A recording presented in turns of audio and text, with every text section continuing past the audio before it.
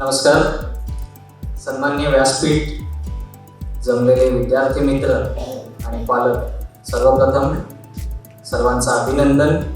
आपण 4 वर्षाच्या अभ्यासक्रमाच्या मेहनतीतनं आज एक यश प्राप्त केलेलं आहे. या ठिकाणी अनिकेत माझा धाकटा भाऊ आहे. म्हणजे घरात सर्वात मोठा मी आणि घरात सर्वात लहान तो. त्यामुळे घरातल्या मोठ्यांचे शिक्षण आहे ही कॉमन झाली. BA BCom या प्रकारात त्याचे वडील शिक्षक आहेत, आई शिक्षिका आहे. त्यामुळे त्याची अभ्यासाची जी चिकाटी आहे ती पाहता नाशिक सारख्या ठिकाणी, म्हणजे आम्ही मूळ कोकणातले आहोत, नाशिक सारख्या पुण्यभूमीवर, देवभूमीवर येण्याचं भाग्य आम्हाला त्याच्यामुळे प्राप्त झालं. त्याच्यासाठी सर्वात आधी त्याचे आभार. अभ्यासक्रमात त्याने जी चिकाटी दाखवली, मी गेले 4 वर्ष हॉस्टेलला त्याच्या भेटीकरता कायम घेतोय. पण 4 वर्षामध्ये दरवर्षी मी त्याला त्याचा पॉइंटर आवर्जून विचारतो की किती पॉइंटर मिनिमम रिक्वायर्ड आहे आणि तुझा काय आहे.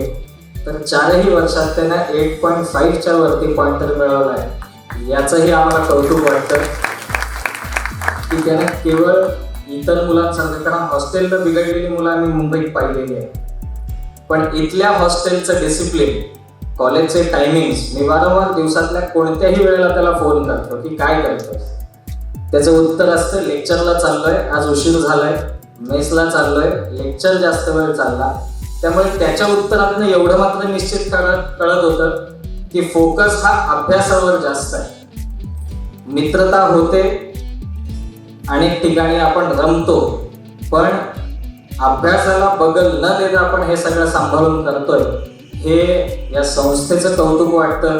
त्याच्या पाठीमागं केवळ विद्यार्थ्यांची मेहनत नाही आहे, तर संस्थेची, शिक्षकांची, प्राचार्यांची एकत्रित ही 40 वर्षाची मेहनत आहे की आमचे विद्यार्थी किंवा आमच्या कुटुंबातील विद्यार्थी हे तुमच्या संख्येमध्ये घडतायत हे बघताना आम्हाला फार अभिमान वाटतो.